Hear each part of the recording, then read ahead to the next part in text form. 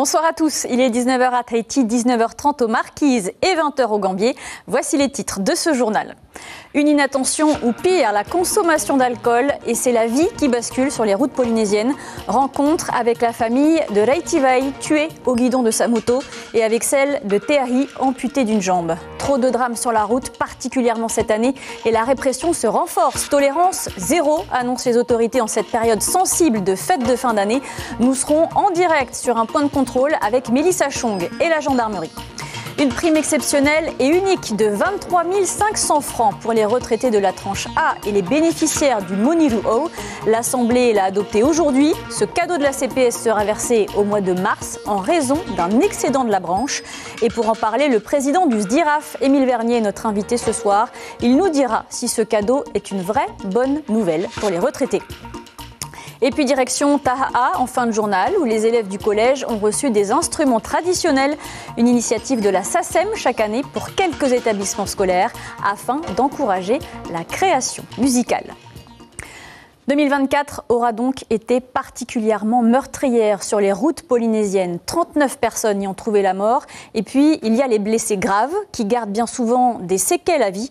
Alors que les autorités renforcent la répression et les contrôles, 2 familles nous confient le drame qu'elles ont traversé. Reitivai a perdu la vie sur sa moto à Papara. Teahi, lui, est amputé d'une jambe. Témoignage recueilli par Thomas Teriteporoarei, Corinne Tehitia et Jérôme Lee. Arrivé à cette hauteur, ils allaient un peu plus vite, je pense. Et il y avait un papy avec sa Vespa qui n'a pas entendu les 2 motos arriver, a coupé la route et mon fils n'a pas pu éviter. Reitivai perdra la vie ce 9 novembre 2021 après son transport au centre hospitalier. Du côté de ses parents, la douleur est encore vive. Un événement plus heureux va pourtant leur rendre le sourire, la naissance, un mois après le drame de leur petite fille. Le plus beau qu'il m'ait offert, lui, c'est sa fille. Parce que là, il n'a jamais connu sa fille, puisque sa fille est née un mois après son accident. Donc c'est ça qui m'a relevé un peu, sa petite. Le couple est séparé, mais à la demande de notre équipe, il a accepté pour la première fois de revoir la tombe de leur enfant. Tomata se souvient de son hésitation à propos de la passion de son fils pour la moto. Le sport préféré en tant qu'engin, c'est la moto. Je craignais toujours qu'un jour, mais comme il aime ça, vous savez, les enfants, des fois, on a beau empêcher de ne pas prendre ça, mais comme ils aiment ça, on ne peut pas. Autre destin, autre malheur sur route, Tiahinui Mailoto. C'était en 2021 également. C'est un véhicule qui lui fonce dessus à Moteia. Il emporte désormais les séquelles à chaque fois qu'elle se déplace, c'est-à-dire tout le temps. J'ai essayé de me lever, justement, j'arrivais pas. Et c'est là en fait que j'ai cherché et que j'ai vu que ma jambe, elle était plus là.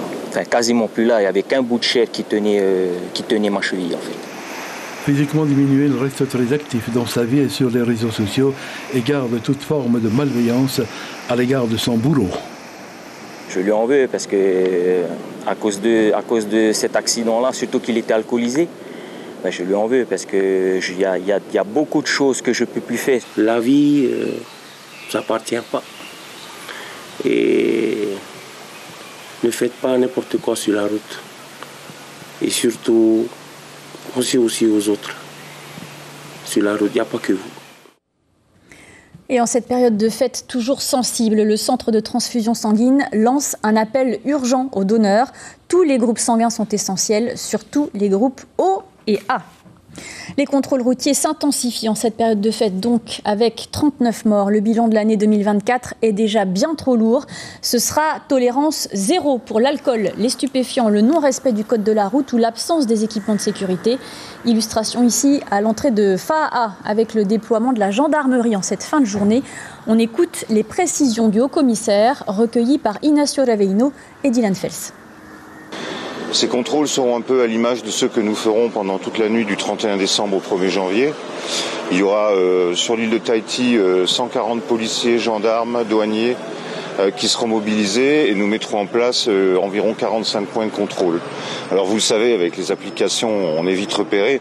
Donc le but, c'est de mettre en place des points de contrôle mobiles avec un déplacement régulier des policiers ou des gendarmes au bord de la route. Mais c'est un effort de fond. Nous aurons aussi à Mooréa une vingtaine de gendarmes qui seront mobilisés pour la sécurité routière, parce qu'on ne peut pas se satisfaire du bilan du début de l'année, puisque aujourd'hui nous avons 39 morts. J'ai regardé dans les statistiques, il faut remonter à 2007 pour trouver un chiffre supérieur, c'était 45 morts à l'époque, et nous avons eu un tiers des tués au cours du dernier mois. Et on retrouve en direct sur place Mélissa Chong avec Dylan Fels à la caméra. Les contrôles routiers se veulent dissuasifs. Les conducteurs prennent-ils la mesure du message ce soir, Mélissa ?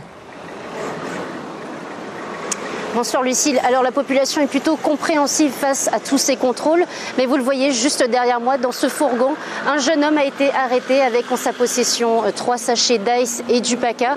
Donc les contrôles s'intensifient avec la gendarmerie mobile, avec la police municipale, les douanes, mais aussi une équipe cynophile accompagnée de ces chiens. Tout cela pour contrôler tout type de véhicules, des scooters, des véhicules motorisés et également des véhicules comme les vélos électriques. J'ai avec moi monsieur l'adjudant, monsieur Michael Campos, adjudant de la brigade motorisée de FAA. Bonsoir monsieur l'adjudant. Quand vous dites que pour les fêtes c'est zéro tolérance sur les routes, comment cela se traduit? Alors comment ça se traduit? Par des contrôles comme nous sommes en train de réaliser sur FAA. On va poursuivre ces contrôles le 31 décembre, la nuit de la Saint-Sylvestre, ainsi que le 1er janvier. Tous les conducteurs seront systématiquement dépistés à l'alcoolémie, aux produits stupéfiants, et chaque infraction qui sera constatée sera systématiquement verbalisée. Quel conseil vous donnez aux conducteurs sur les routes? Le conseil il est assez simple, c'est du bon sens. Lorsqu'on conduit, lorsqu'on consomme de l'alcool pour la Saint-Sylvestre, ne conduisons pas, restons à domicile ou alors faisons-nous accompagner par une personne qui n'a pas consommé d'alcool et de stupéfiants. Merci beaucoup Michael Campos. Alors je rappelle que vous êtes adjudant de la brigade motorisée de FAA. Voilà Lucille, avec 39 morts sur les routes en 2024, les forces de l'ordre redoublent d'efforts pour éviter de nouveaux drames. Un mot de santé en bref, l'épidémie de dengue est désormais déclarée aux îles sous le vent et au Tuamotu-Gambier également. Elle était déjà présente sur Tahiti et Mooréa. Les marquises restent en état d'alerte. N'hésitez pas à consulter rapidement un médecin en cas de fièvre élevée et de douleurs musculaires. C'est une bonne nouvelle pour les retraités en cette fin d'année. La CPS dégage un budget de 860 millions de francs pour financer une prime exceptionnelle et unique. 23 500 francs vont être versés aux bénéficiaires de la tranche A et du Moniruo aux alentours du mois de mars. L'Assemblée vient de l'adopter aujourd'hui, mais l'opposition la juge insuffisante et inadaptée. Juan Potoru, Dylan Fels. C'est quoi 23 500? C'est 2 caddies? Un caddie pour certains? Parce qu'ils vont en profiter de ces 23 500. Et le lendemain de l'ivresse, ils vont revenir au même niveau qu'ils avaient la veille. C'est sur l'excédent de 3 milliards de la branche retraite que les 33 600 retraités toucheront cette prime exceptionnelle et unique concernant l'exercice 2024. La majorité parle d'équité sociale. Pour l'opposition, par contre, c'est de la surenchère politique. On voit que c'est précipité, ce n'est pas travaillé, il fallait faire quelque chose. Mais ça va durer quoi? Une année? Et l'année prochaine, ça va être quoi? Ils vont retrouver le salaire de base qu'ils avaient initialement. Il faut aller à la source, c'est quoi? C'est les prix. Ce qu'on souhaite, c'est qu'on baisse les prix et les taxes à l'entrée. C'est le pays qui doit faire des efforts. On doit étudier la situation précaire de nos familles.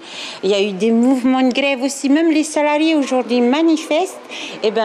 Aujourd'hui, on chipote sur une prime alors qu'une réévaluation des retraites et des petits revenus aurait été la solution pour les aider, mais pas en un coup, mais sur plusieurs années.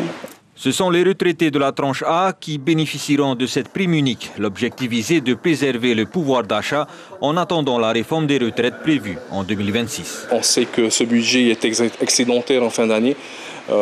Donc l'idée c'est vraiment de repartir cet excédent, pas tout, mais une grande partie de cet excédent à tous nos étos qui ont travaillé toute leur vie aujourd'hui. Mais il faut aller plus loin, c'est ce qu'on en a parlé aujourd'hui.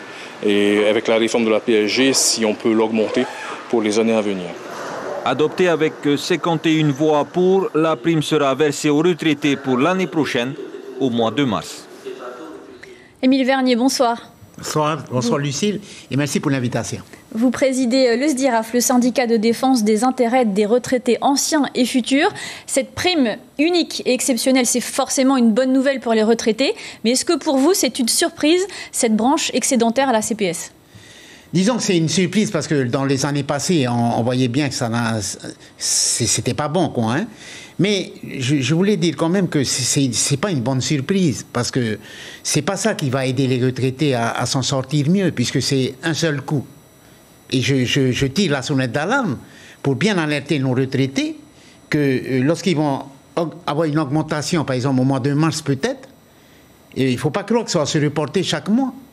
Au mois d'avril, ils vont même pas l'année prochaine, hein. C'est une fois. Non, c'est pas par année, c'est pour un mois. Unique, c'est ça. C'est unique, c'est one shot comme on dit. Donc c'est inquiétant parce que j'ai peur que nos retraités qui sont un peu dans les fonds des vallées comme ça, j'ai peur qu'ils pensent que ce sera tout le temps comme ça. Du coup, est-ce que vous rejoignez l'opposition lorsqu'elle demande plutôt une revalorisation des retraites et des petits salaires qui seraient plus sur le long terme et moins visibles ?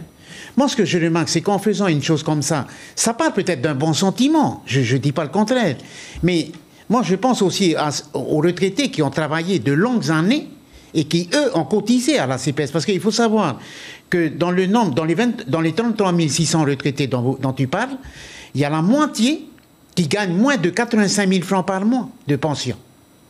Moins 85 000 francs, c'est le minimum vieillesse, c'est le Monilou. Comment c'est possible de gagner moins que ce minimum vieillesse ? C'est parce qu'il y a beaucoup de gens aujourd'hui qui n'ont pas travaillé dans le fonds, ils n'ont pas cotisé, ils n'ont pas été déclarés à la CPS. Et c'est tous ces gens-là c'est vers eux que le gouvernement va, mais je pense que c'est une sorte de mépris pour ceux qui, ont travaillé vraiment et qui ont construit ce pays et qui ont alimenté la CPS avec leurs cotisations. Vous qui êtes au contact des retraités, comment est-ce qu'ils reçoivent cette nouvelle pour cette prime qui est, je le rappelle, unique et exceptionnelle ? Je passe mon temps, quand je les rencontre, à leur expliquer que c'est qu'une fois. Il ne faut pas qu'ils pensent que c'est tous les mois. C'est ça la difficulté. Est-ce que c'est suffisant, néanmoins, pour les plus petites retraites notamment ? C'est pas suffisant parce que ça va être bouffé en quelques heures. Ils vont en profiter pour acheter tel appareil ou je ne sais pas moi quoi encore. Mais je pense que c'est un mauvais calcul. Et encore une fois, c'est un mépris pour ceux qui travaillent, pour ceux qui cotisent vraiment. Parce que ceux pour qui on donne cette prime-là en premier, c'est vraiment ceux qui n'ont pas travaillé, ceux qui n'ont pas cotisé suffisamment. Aujourd'hui, il faut 38 ans de cotisation pour aller à la retraite. Quand tu vas qu'avec 20 ans, tu aurais une toute petite retraite. Merci Émile Vernier d'avoir accepté notre invitation. Je voulais quand même souhaiter une bonne année, d'abord à tous les Polynésiens, mais également à RFO, à Polynésie Première, qui m'invite ce soir. Mais évidemment, je pense à mes retraités et je leur souhaite une merveilleuse année, tout en sachant que les 23 500, ça ne suffira pas à faire le bonheur de ces retraités. Merci Émile Vernier, le message est passé. Je rappelle que vous présidez le SDIRAF, le syndicat de défense des intérêts des retraités anciens et futurs, et que donc vous auriez préféré une revalorisation de ces retraites. Merci. Direction Mayotte, à présent dans l'océan Indien, où le Premier ministre François Bayrou est en déplacement. Après le passage du cyclone Chido, il a présenté le plan Mayotte debout, reconstruire sans les bidonvilles qu'il voudrait interdire. Mais les habitants ont déjà commencé à rebâtir leurs habitations précaires. Le reportage de nos confrères de France 2, Alexandre Pérou et Maryse Burgot. Ils se disent les oubliés de la République. Ces Mahorais sont venus dire leur ras-le-bol des bidonvilles. Le Premier ministre vient d'entrer dans le conseil départemental sans leur dire un mot. Alors ils laissent éclater leur colère. Il y a des gens on est en train de les laisser se reconstruire dans les hauteurs. Donc là, ça voudrait dire que Chido ne nous a rien appris. Pendant ce temps, à l'intérieur, François Bayrou fait justement de cette question l'une des priorités de son plan pour relever Mayotte, dit-il. Il annonce vouloir interdire les bidonvilles. Il y aura des interventions pour qu'on sorte de ce cycle infernal. On ne peut pas laisser Mayotte devenir la capitale des bidonvilles. Mais comment faire quand ici plus d'un tiers de la population vivait avant le cyclone dans ses habitats de fortune ? Dans le quartier de Cavani, Ali, père de 5 enfants, est déjà en train de rebâtir sa maison, faite de bois et de tôle. Ça ne nous fait pas plaisir de vivre ici. On ne vit pas bien. Mais on n'a pas d'autre endroit où aller. C'est pour ça qu'on reste là, même après le cyclone. Un sentiment partagé par beaucoup d'habitants de ce quartier, déjà très éprouvé par le passage du cyclone, comme cette mère de famille. Nous sommes là depuis des années. S'ils nous chassent, où irons-nous avec nos enfants? Certains suivent des études ici. On est épuisés, qu'ils ne viennent pas nous bousculer maintenant. Ce plan pour rebâtir Mayotte devrait se tenir en 2 ans selon le Premier ministre. Avant cela, il a promis aux Mahorais une loi d'urgence dans les prochains jours, le retour de l'eau à la fin de la semaine et de l'électricité pour tous d'ici la fin du mois. Retour en Polynésie, un petit air de Noël pour les élèves de Taha'a. Juste avant les vacances, ils ont reçu des instruments traditionnels, Toere Fa'akete Pahu, offerts par la SACEM Polynésie, la Société des auteurs-compositeurs. Une action renouvelée chaque année pour les établissements scolaires du Fénois. On voit cela avec notre correspondant, Hiti Manaki. Aldo Raveino à Taha'a, non pas pour un concert, mais bien pour la distribution d'instruments traditionnels. Un déplacement de la SACEM Polynésie dans 2 établissements scolaires, l'école de Tumara'a et le collège Uporu. Cette année, ce sont ces 2 structures que cette société privée à but non lucratif a décidé d'aider. De quoi donner le sourire à ses étudiants et leurs professeurs de musique. On est très reconnaissant de ce don généreux. L'orchestre du collège a gagné 3 fois le grand prix du meilleur orchestre du Eva Torea. Donc on voulait faire perdurer ce dispositif et on avait besoin de renouveler notre matériel. On a sollicité la SACEM qui nous a tout de suite répondu favorablement. Donc on les remercie vraiment du fond du cœur. La SACEM Polynésie est connue pour être une structure ayant pour but de protéger les artistes locaux, auteurs, compositeurs, en faisant payer des droits d'auteur qui sont reversés aux différents artistes. Mais une partie de leur enveloppe est utilisée dans des actions culturelles comme celle-ci, valoriser la musique traditionnelle dans nos établissements scolaires. On va essayer de créer une nouvelle opération et donc on fait faire des instruments, des kits de musique traditionnelle qu'on fait faire par des artisans locaux et tous les ans on octroie à 1 ou 2 écoles différentes des kits d'instruments donc de musique pour leur permettre d'apprendre la musique avec nos instruments. Le collège de Taha'a est bien classé au Heiva Taurea pour ses différentes créations musicales.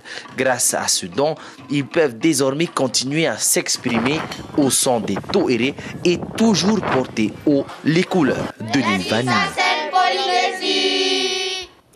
Avant de refermer cette édition, je vous en rappelle l'information principale. Les contrôles routiers s'intensifient à l'occasion de ces fêtes de fin d'année. Tolérance 0 pour les autorités. Pas d'alcool, pas de stupéfiants, les bons équipements de sécurité et le respect du code de la route.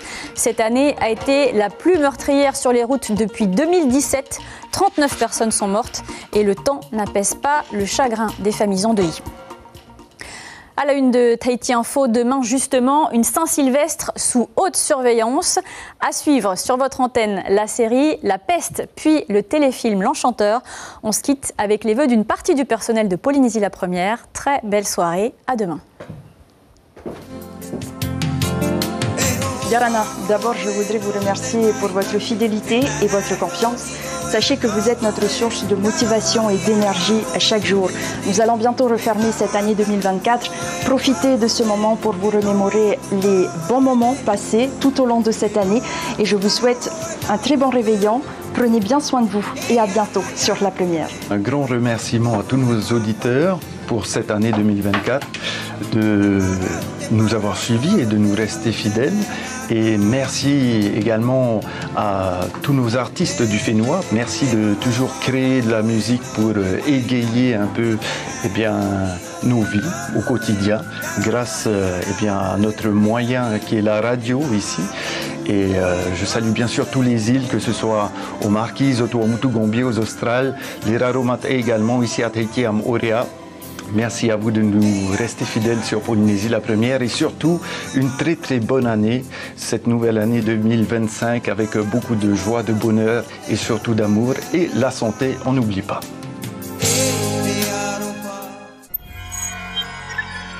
Retrouvez ce programme en replay sur notre site internet